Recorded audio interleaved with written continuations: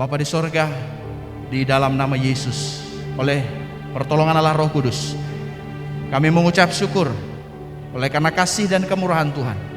Kami diberi kekuatan untuk berhimpun dengan tujuan untuk meninggikan, memuliakan nama Tuhan. Sebab Engkau layak terima pujian. Kami sudah ditebus dengan darah Yesus Kristus, darah yang mahal. Dan hidup kami bukanlah diri kami sendiri lagi, tetapi adalah milik Tuhan yang menjadi penguasa tunggal hidup kami. Biarlah hari ini hati kami terarah sepenuhnya kepada Tuhan. Di tengah setiap tantangan, pergumulan, persoalan yang kami hadapi, kami yakin bahwa kami datang kepada Tuhan sumber kehidupan, datang kepada Tuhan sumber pertolongan.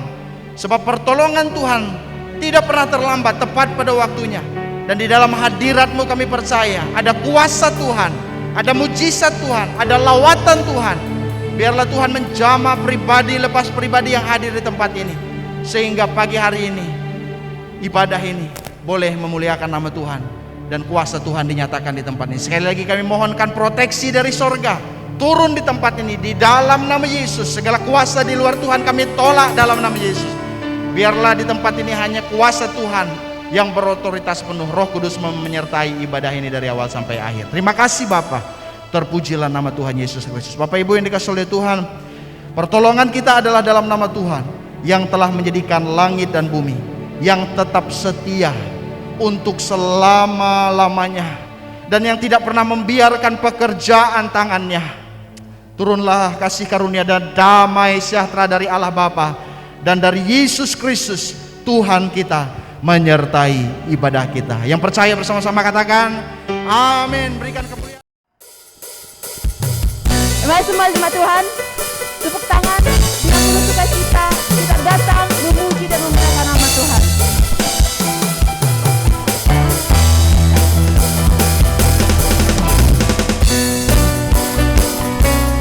Terima kasih Tuhan, kami datang memberikan pujian syukur kami karena Engkau yang Allah, Tuhan kami yang patut.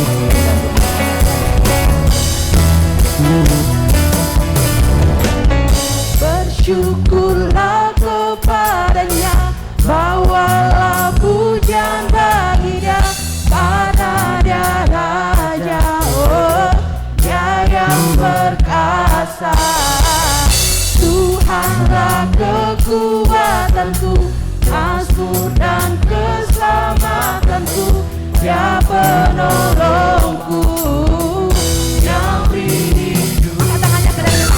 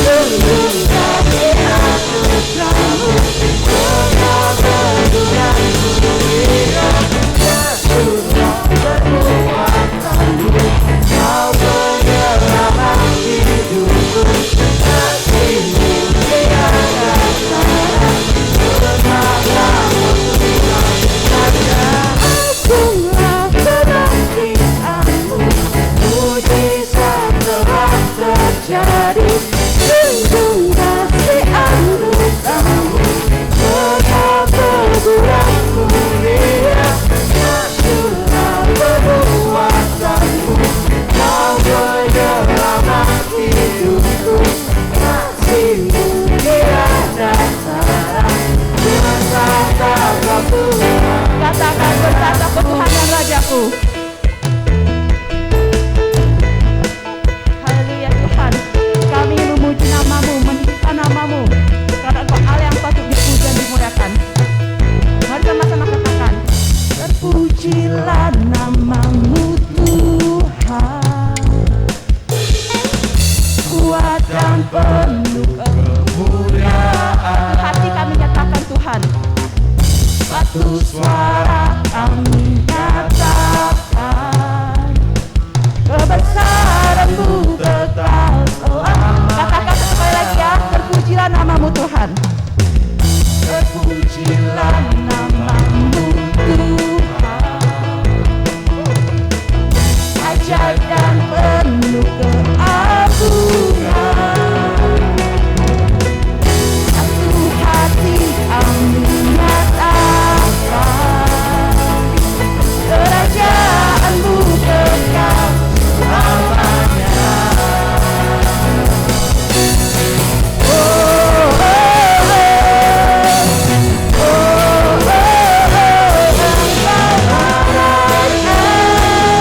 ada di dunia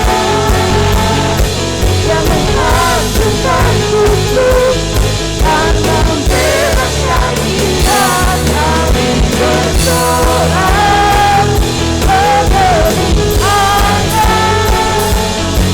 Engkau Tuhan berdaya dan memberitahu namanya. Haleluya Tuhan. Yuk katakan sama-sama sekali lagi. Terpujilah namamu Tuhan, kuat dan penuh kemuliaan. Suara kami nyatakan untuk Tuhan. Satu suara kami nyatakan, kerajaan-Mu kekal selamanya. Oh, oh,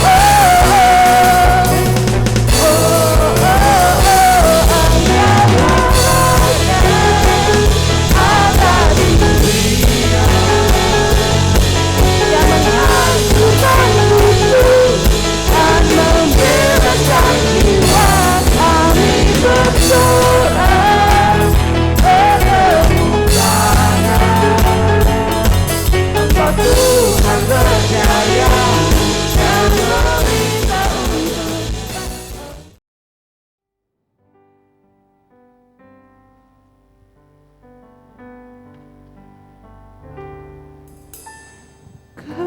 Kemanakah aku dapat pergi, menjauhi roh-Mu yang suci, Kau sahabat,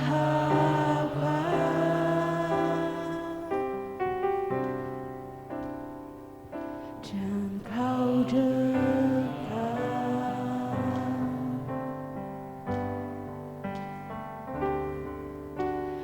Bahkan seluruh pengabdianku tak bisa membalas kesetiaan-Mu, sungguh mulia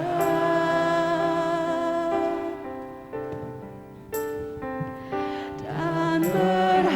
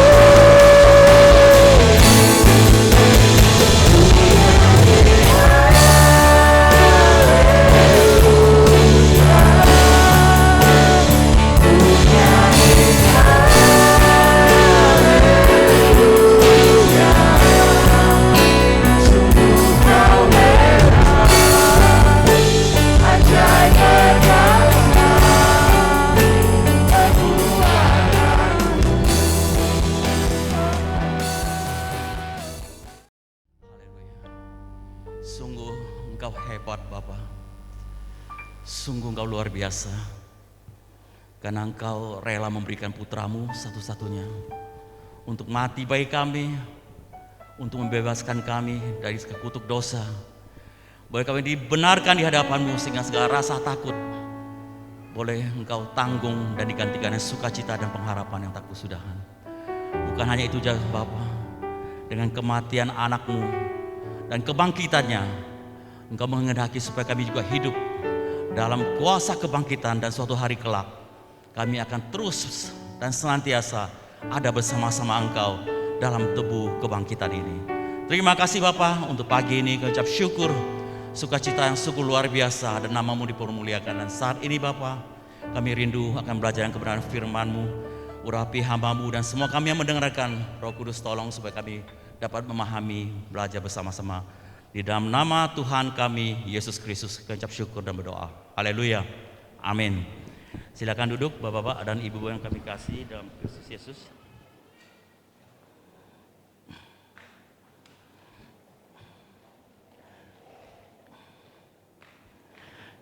Shalom. Ya. Tak terasa waktu berjalan begitu cepat, sekarang sudah masuk pada akhir bulan lagi.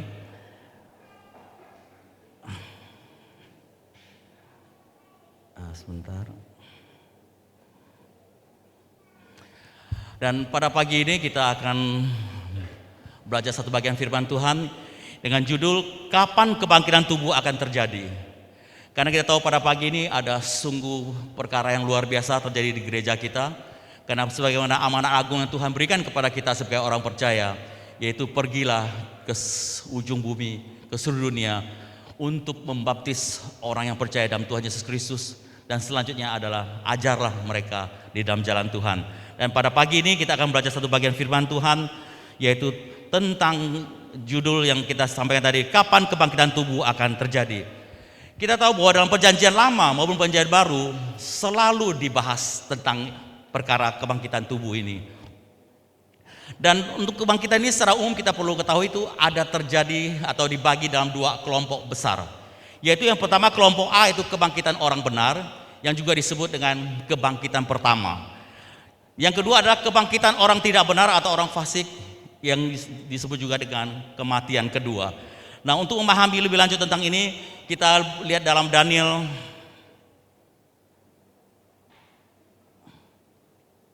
Daniel pasal 12 ayat 2, yang bawa handphone atau Alkitab bisa buka di gadgetnya, kalau enggak bisa baca di depan. Saya baca di sini. Daniel pasal 12 ayat 2 dikatakan, dan banyak dari antara orang yang telah tidur dalam debu tanah akan bangun, sebagian untuk mendapat hidup yang kekal, sebagian untuk mengalami kehinaan dan kengerian yang kekal. Jadi ada dua, satu orang benar akan mendapat hidup yang kekal. Orang yang tidak benar, orang yang tidak percaya kepada Tuhan juga mengalami kehinaan dan kengerian yang kekal. Jadi dua-duanya kekal, tapi satu yang hidup, satu kematian. Selanjutnya juga dalam perjanjian baru, dalam Kisah Rasul pasal 24 ayat 15, Paulus menulis, aku menaruh pengharapan kepada Allah sama seperti mereka juga, bahwa akan ada kebangkitan semua orang mati, baik orang-orang yang benar maupun orang-orang yang tidak benar. Jadi poin ini benar, berarti harus ada kebangkitan. Dan juga dipertegas langsung dengan selanjutnya oleh Tuhan kita sendiri. Dalam Yohanes pasal 5 ayat 28 dikatakan, janganlah kamu heran akan hal itu, sebab saatnya akan tiba bahwa semua orang di dalam kubur akan mendengar suaranya. Ayat 29, dan mereka yang telah berbuat baik akan keluar dan bangkit untuk hidup yang kekal, tetapi mereka yang telah berbuat jahat akan bangkit untuk dihukum. Kita poin tekankan di sini kata berbuat baik. Wah, kalau gitu berbuat baik nih penting nih. Nggak percaya Tuhan nggak masalah, yang penting berbaik. Masuk nggak? Nah, untuk itu Tuhan juga memberi jawaban langsung di dalam Yohanes pasal 5 ayat 24, yaitu ayat sebelumnya. Coba diperhatikan di sini, Yohanes pasal 5 ayat 24 dikatakan, aku berkata kepadamu, sesungguhnya barang siapa mendengar perkataanku, yaitu perkataan Yesus, dan percaya kepada Dia yang mengutus aku, yaitu percaya kepada Allah Bapa, ia mempunyai hidup yang kekal dan tidak turut dihukum, sebab ia sudah pindah dari maut ke dalam hidup. Jadi yang maksud dan perbuatan baik adalah yang mendengar firman Tuhan dan kebenarannya dan percaya kepada Yesus Kristus, dan itu yang mempunyai hidup kekal, bukan karena perbuatan baik tanpa Tuhan. Maksudnya di situ kita lihat bagaimana urutan waktu kejadiannya. Kebangkitan orang benar terjadi dulu dan kemudian disusul dengan kebangkitan orang fasik. Jadi dua kelompok terjadi, orang percaya bangkit dahulu, baru kelompok kedua atau kelompok terakhir orang fasik bangkit. Maka kita buka dalam Wahyu pasal 20 ayat 5 dikatakan, tetapi orang-orang yang hidup yang lain tidak bangkit sebelum berakhir masa yang 1000 tahun itu, inilah kebangkitan pertama. Karena kata kebangkitan pertama ini dipahami, kalau tidak paham dengan pengertian ini bisa keliru. Kenapa? Karena dengan berdasarkan ayat ini banyak orang menganggap bahwa kebangkitan tubuh ini akan terjadi hanya setelah masa kesusahan besar. Seperti dikatakan ini, ayat ini berbicara tentang kebangkitan sesudah kesusahan besar dan disebut itu kebangkitan pertama. Padahal dimaksud adalah kebangkitan pertama adalah kebangkitan orang benar, dan itu ada dibagi beberapa tahap. Nanti kita akan rinci lebih lanjut. Kebangkitan pertama ini sama dengan kebangkitan orang benar terdiri dari 3 tahapan yang tercermin dari bagaimana penuaian hasil pertanian dalam zaman perjanjian lama. Kalau kebangkitan kedua tadi sudah tegaskan adalah tentang kematian kedua. Nah, kita tahu bahwa dalam masa perjanjian lama, bangsa Israel kalau mereka bercocok tanam, mereka selalu ada urutan jenis tanaman yang ditanam dan urutan waktu panennya. Dan secara umum mereka pertama menanam namanya biji-bijian, dan biji-bijian itu dari 2 jenis. Yang pertama adalah jelai, yang kedua adalah gandum, dan yang terakhir adalah anggur. Ya, bisa di situ ara, bisa juga di situ buah delima. Itu buah, tapi yang ditekankan di sini adalah tentang jelai, gandum, dan anggur. Bagaimana tahapannya? Karena kita tahu bahwa tanaman jelai adalah tanaman yang lebih gampang tumbuh, di tanaman yang tidak begitu subur dia akan tumbuh. Dan setelah ditanam, mereka tanam jelai dan gandum itu waktunya bersamaan. Cuma panennya yang duluan terjadi adalah jelai. Kalau jelai itu dipanen biasanya pada bulan Maret atau April. Nah, sistem panen orang Yahudi itu begini. Kalau kita di sini namanya ada sampling. Jadi kalau kita punya 1 hektar sawah, kita mengambil misalnya sekitar 100 meter persegi dari hasil itu, kita ambil. Dari hasil itu kita bisa tahu bisa menghitung jumlah keseluruhan hasil panen dari 1 hektar itu. Dan satu lagi, kalau yang dari 100 meter persegi ini kita ambil, kalau buahnya atau gandum atau jelai atau padi yang kita ambil itu baik, hasilnya dapat dipastikan 1 hektar itu juga baik. Nah, itu yang disebut dengan buah sulung.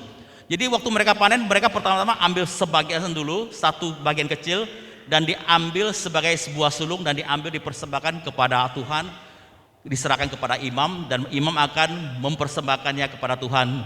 Dan kalau itu diterima Tuhan, buktikan bahwa sisa panen yang berikutnya akan baik adanya. Jadi panen pertama adalah namanya panen buah sulung. Setelah panen buah sulung, mereka akan lanjutkan dengan panen raya. Jadi semua akan dipanen habis, kecuali sisakan yang pojok-pojok atau di pinggir-pinggiran, itu disisakan untuk orang miskin dan untuk orang asing di tengah-tengah bangsa Israel. Nah, setelah itu kurang lebih 7 kali 7 hari atau 7 minggu, yaitu berarti 49 hari atau pasnya 50 hari, mereka mulai memanen gandum. Jadi tahap pertama adalah jelai dengan buah sulung jelai, kemudian panen raya jelai, 50 hari kemudian baru panen gandum. Nah, kita melihat signifikansinya bagaimana dalam hubungannya dengan kebenaran ini. Kita pelajari sepintas tentang jelai dan gandum. Kalau dilihat gambar di sini sepintas, kita bisa bedakan nggak antara jelai dan gandum? Secara sepintas kalau kita datang ke satu lahan pertanian, untuk membedakan mana jelai mana gandum, kalau pada waktu matang, ciri satu yang dikatakan bisa dibedakan adalah dilihat dari sini. Kalau jelai, kalau dia sudah matang, biji buahnya, bulirnya itu akan menunduk ke bawah. Tetapi kalau gandum, dia sampai kering di kebun, dia akan tetap tegak berdiri. Jadi itu bedanya di situ, dan itu mencirikan karakteristik dari manusia. Nah, kita lihat kalau jelai setelah dipanen, untuk menghilangkan cangkangnya atau apa istilah sekamnya itu begitu gampang, karena setelah dipanen mereka dipisahkan dari dari batang-batangnya, mereka tinggal diangin-anginkan. Jadi diangkat pakai ini, dianginkan, ditiup angin, semua cangkangnya akan terlepas dan yang tersisa jatuh ke bawah adalah biji yang sudah tidak berkulit. Itu untuk jelai. Kalau gandum, nah kalau gandum mereka harus mengiriknya, mengirik gandum dengan tribulum. Apa itu tribulum? Kita lihat di sini ada 2 ekor sapi yang menarik satu alat pengirik, satu orang yang akan berdiri di atasnya. Nama pengirik itu adalah tribulum. Kenapa? Karena biji gandum ini bijinya kulitnya keras. Kalau hanya dianginkan, dilempar gitu, mereka tidak akan lepas cangkangnya atau sekamnya. Dia harus diirik. Dan alat pengirik itu namanya tribulum, itu adalah satu papan yang seperti ini, yang dipasangi dengan batu-batuan, kaca-kaca apa yang keras, dan ini akan dipakai untuk menggilis atau menggilas gandum sehingga cangkang itu akan pecah, dan setelah itu baru diangin-anginkan dan baru terlepas. Itu. Dari kedua ini kita melihat sebenarnya ada 2 signifikan. Kenapa? Itu berbicara tentang tahapan pemanenan. Kita lihat sekarang dulu. Dasarnya kita lihat lagi kembali kepada Imamat pasal 23 ayat 9.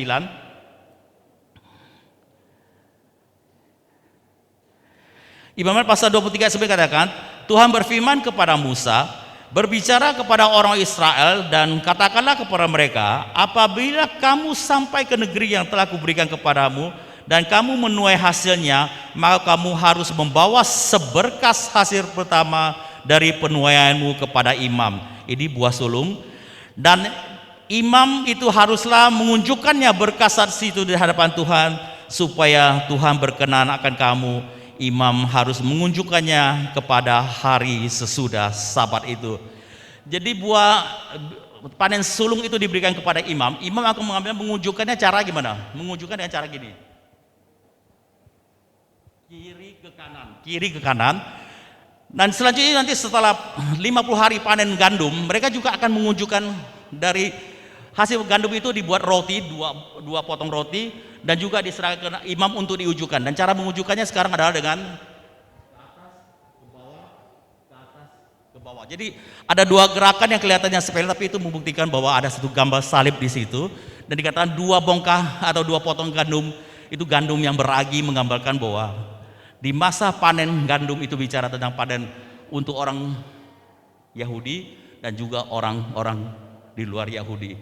Kalau untuk jelai berbicara tentang orang percaya, yaitu mendengar firman Tuhan, bisa tersentuh dan percaya menerima Tuhan dan juru selamat, dan itu mereka adalah jelai. Kalau gandum itu bicara orang yang akan mengalami namanya masa tribulasi atau kesusahan besar, karena pada saat itu mereka setelah mengalami kesusahan besar, setelah diirik dengan tribulum, dan mereka di situ baru akan percaya kepada Tuhan. Dan untuk lebih detail kita akan lihat di sini. Kita tahu bahwa dikatakan jelai pertama yang dipanen disebut apa tadi? Buah sulung. Nah, untuk memahaminya kita lihat juga dalam 1 Korintus pasal 15 ayat 20 dikatakan, tetapi yang benar ialah bahwa Kristus telah dibangkitkan dari antara orang mati sebagai yang sulung dari orang-orang yang telah meninggal. Sebab sama seperti maut datang karena satu orang manusia, demikian juga kebangkitan orang mati akan datang karena satu manusia. Ayat 22, karena sama seperti semua orang mati dalam persekutuan dengan Adam, demikian pula semua orang akan dihidupkan kembali dalam persekutuan dengan Kristus. Tetapi tiap-tiap orang menurut urutannya. Kristus sebagai buah sulung, sesudah itu mereka yang menjadi miliknya pada waktu kedatangannya. Jadi yang pertama kebangkitan orang benar adalah Kristus Yesus Tuhan kita sebagai buah sulung. Dan dibangkitkan itu berbicara tentang bukan seperti kebangkitan terjadi pada Lazarus atau anak dari perempuan Nain atau putri dari Jairus waktu mati, Tuhan Yesus bangkitkan dia, tetapi kemudian setelah bertumbuh mereka akhirnya mati lagi. Tetapi di sini kebangkitan adalah kebangkitan ke tubuh, tubuh rohani, tubuh yang tidak akan mati lagi, tubuh yang akan hidup selama-lamanya. Dan itu akan terjadi pada waktu kedatangan Tuhan yang. Nah, untuk kedatangan Tuhan yang di sini, ini yang perlu kita lihat lebih lanjut. Maka kita lihat, tadi disebut kebangkitan pertama berbicara tentang kebangkitan orang benar, dan kita lihat tahapan apa saja. Kita lihat sekarang kebangkitan orang benar yang di dalam kelompok A. Yang tahap pertama yang kita bisa baca di sini adalah orang kudus, orang benar dalam perjanjian lama. Kita kutip dalam Matius pasal 27 ayat 52 dikatakan, dan kuburan-kuburan terbuka dan banyak orang kudus yang telah meninggal bangkit, dan sesudah kebangkitan Yesus mereka pun keluar dari kubur lalu masuk ke kota kudus dan menampakkan diri kepada banyak orang. Ini bicara apa? Jadi waktu Tuhan Yesus telah mati, dikuburkan dan dibangkitkan pada hari ketiga. Kita tahu waktu Tuhan Yesus setelah salib dikatakan kepada seorang penjahat di sebelah kiri apa kanan saya lupa, dikatakan hari ini juga engkau akan bersama-sama dengan aku di Firdaus. Kita tahu dalam perjanjian lama orang yang percaya kepada Tuhan setelah mati mereka akan masuk ke Firdaus yang ada di dalam bumi ini. Dan dalam bumi ini disebut dengan dunia orang mati. Bagi orang tidak percaya masuk ke namanya neraka atau Hades atau Sheol. Bagi orang perjanjian lama yang tidak percaya mereka akan masuk ke neraka. Bagi orang yang percaya zaman perjanjian lama mereka akan masuk ke pangkuan Abraham. Nah, waktu Tuhan Yesus mati, Tuhan Yesus jiwanya masuk ke Firdaus, tubuhnya terjadi di kubur, rohnya kembali ke Bapa. Nah, pada waktu Tuhan Yesus bangkit, semua orang kudus dalam perjanjian lama yang percaya kepada Allah Yehova yang merupakan penjelmaan dari Yesus Kristus, mereka bangkit sebagai rombongan pertama bersama-sama Kristus. Dan itu dapat dipertegas dalam Efesus pasal 4:8a dikatakan, itulah sebabnya tak kala ia naik ke tempat tinggi, ia membawa tawanan-tawanan. Jadi waktu Tuhan Yesus bangkit, dia membawa orang yang selama itu ditawan atau disimpan di Firdaus, sekarang naik bersama Tuhan sama-sama ke surga. Jadi sekarang kalau orang percaya setelah mati, maka disebut orang Kristen, orang percaya mati langsung masuk ke surga. Karena Firdaus yang di dalam perut bumi ini sudah kosong, sudah diangkat semua orang-orang kudus zaman perjanjian baru lama. Dan sekarang kalau kita orang perjanjian baru, kalau kita meninggal, kita langsung masuk surga, yaitu selalu atau bersama dengan Kristus Yesus. Itu adalah kebangkitan orang pertama, rombongan pertama. Sekarang rombongan atau tahap kedua, kebangkitan orang benar perjanjian baru yang dilambangkan dengan panen raya jelai atau pengangkatan. Kita buka dalam 1 Tesalonika pasal 4 ayat 16. Sebab pada waktu tanda diberi, jadi pada waktu penghulu malaikat berseru dan sangkakala Allah berbunyi, maka Tuhan sendiri akan turun dari surga, dan mereka yang mati dalam Kristus akan lebih dahulu bangkit.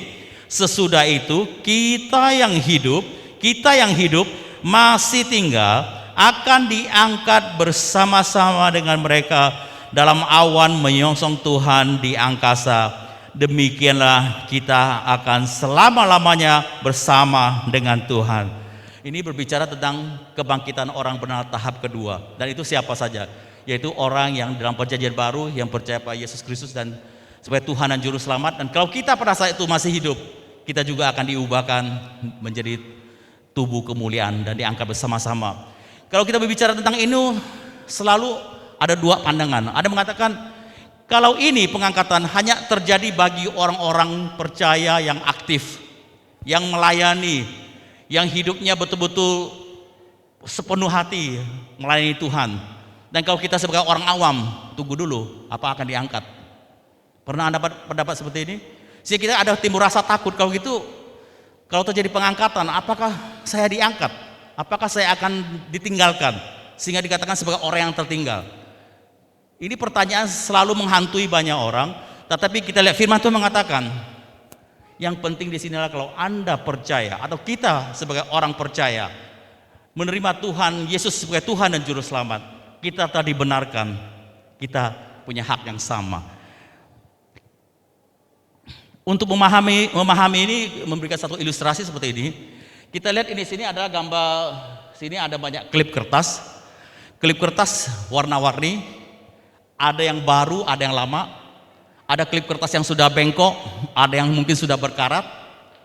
Tetapi kalau pada saat magnet besar ini dilekatkan ke klip-klip kertas itu, selama dia itu besi, bukan plastik, bukan kayu, dia akan terangkat, terisap ke magnet itu.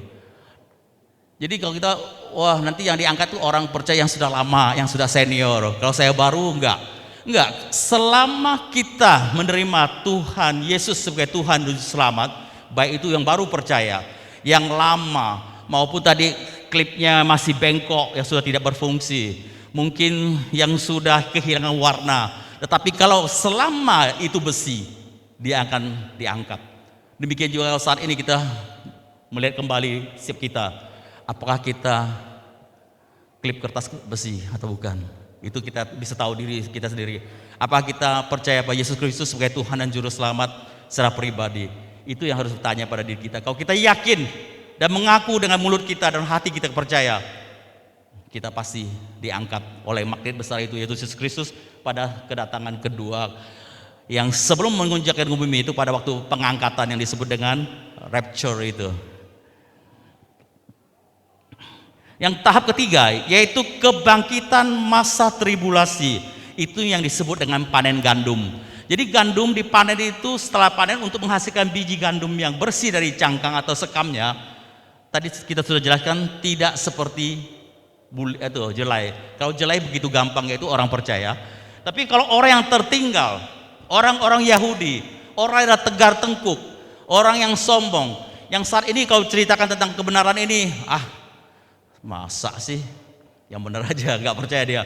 Tetapi karena kalau pada saat setelah pengangkatan terjadi, di mana keluarganya, saudaranya, rekan kerjanya, lingkungannya, di mana dia berada, telah hilang semua karena diangkat oleh Tuhan.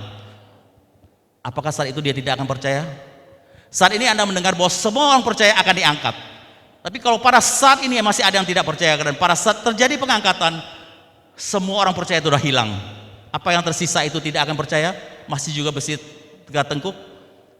Saya percaya, dia pasti akan percaya. Tetapi konsekuensinya tidak segampang saat ini. Kalau saat ini kalau kita percaya pada Tuhan, percaya, ikut katekisasi, dibaptis, memang nanti ada kesulitan, ada pencobaan, tetapi tidak sehebat pada zaman tribulasi, yaitu pada saat semua orang percaya telah diangkat, dan di dunia ini sudah tidak ada orang percaya lagi. Dan itu yang terjadi adalah kuasa gelap, agama-agama yang lain menguasai dunia ini. Anda bisa bayangkan seperti apa dunia saat itu. Dan firman Tuhan dalam ini di Wahyu pasal 20 ayat 4 dikatakan, lalu aku melihat tahta-tahta dan orang-orang yang duduk di atasnya, kepada mereka diserahkan kuasa untuk menghakimi. Nah, ini adalah bicara orang-orang percaya yang diangkat atau yang dibangkitkan pada saat pengangkatan atau rapture tersebut. Ini yang tahap pertama, tahap kedua. Juga dikatakan, aku juga melihat jiwa-jiwa mereka yang telah dipenggal kepalanya karena kesaksian tentang Yesus, karena firman Allah, yang tidak menyembah binatang dan patungnya, dan yang tidak juga menerima tandanya pada dahi dan tangan mereka. Dan mereka hidup kembali dan memerintah sebagai raja bersama-sama dengan Kristus untuk masa 1000 tahun. Ini adalah kebangkitan setelah kesusahan besar. Jadi kita bedakan, pada saat setelah kesusahan besar, banyak orang percaya terjadi juga, tetapi mereka harus mengganti imannya dengan jiwa mereka, yaitu dipenggal kepalanya, dan mereka akan dibangkitkan kembali. Dan inilah yang disebut dengan kebangkitan pertama, kelompok kebangkitan pertama, yaitu kelompok. Jadi kebangkitan pertama terdiri dari 3 tahapan. Pertama, Yesus Kristus sebagai buah sulung yang diikuti dengan orang-orang kudus perjanjian lama. Kemudian kebangkitan yang terjadi pada saat pengangkatan, yaitu gereja, orang-orang percaya. Dan yang ketiga, kebangkitan bagi orang-orang yang setelah masa kesusahan besar itu, dan mereka akan dibangkitkan. Dan kita tahu, kita bicara sekarang kebangkitan kelompok terakhir atau kelompok kedua. Itu berbicara apa? Yaitu kita baca dalam Wahyu pasal 14 ayat 18 dikatakan, panen anggur itu sama dengan kebangkitan orang fasik. Jadi setelah jelai dipanen, gandum dipanen, nanti waktu terakhir adalah panen untuk anggur. Nah, dalam Wahyu pasal 14 ayat 18 dikatakan, dan seorang malaikat lain datang dari mezbah, ia berkuasa atas api, dan ia berseru dengan suara yang nyaring kepada malaikat yang memegang sabit tajam itu, katanya, ayunkanlah sabitmu yang tajam itu, dan potonglah buah-buah pohon anggur di bumi, karena buahnya sudah masak. Lalu malaikat itu mengayunkan sabitnya ke atas bumi dan memotong buah pohon anggur di bumi dan melemparkannya ke dalam kilangan besar, yaitu murka Allah. Jadi orang-orang dalam perjanjian lama, dari Adam sampai pada Yesus Kristus, itu yang tidak dibangkitkan, ya, yang belum dibangkitkan. Dan orang-orang percaya, orang yang tidak percaya dari perjanjian baru sampai kepada kesusahan besar, dan orang yang tidak percaya dari masa kesusahan besar sampai akhir kerajaan 1000 tahun, mereka secara bersama-sama akan dibangkitkan pada saat setelah kerajaan 1000 tahun berakhir. Nah, pada saat itu dalam Wahyu pasal 20 ayat 12 dikatakan, di situ orang yang tidak percaya semua akan dibangkitkan, dan konsekuensi dari kebangkitan itu apa yang terjadi? Itu bukan kata saya, kita buka di Alkitab. Dalam Wahyu pasal 20 ayat 12 dikatakan, dan aku melihat orang-orang mati besar dan kecil berdiri di depan tahta itu, lalu dibuka semua kitab, dan dibuka juga sebuah kitab lain. Semua kitab adalah semua kitab agama-agama apa yang ada. Mereka katakan mereka punya kitab dan mencatat kehidupan mereka. Dan dibuka juga sebuah kitab lain, yaitu kitab kehidupan, yaitu kitab yang mencatat setiap orang yang percaya menerima Tuhan Yesus sebagai Tuhan dan Juru Selamat. Itu namanya dicatat dalam buku kehidupan. Khusus saudara kita yang ada 10 orang yang di pagi ini menerima baptisan air, Anda, namamu sudah dicatatkan di dalam kitab kehidupan. Itu jaminan firman Tuhan, iya dan amin.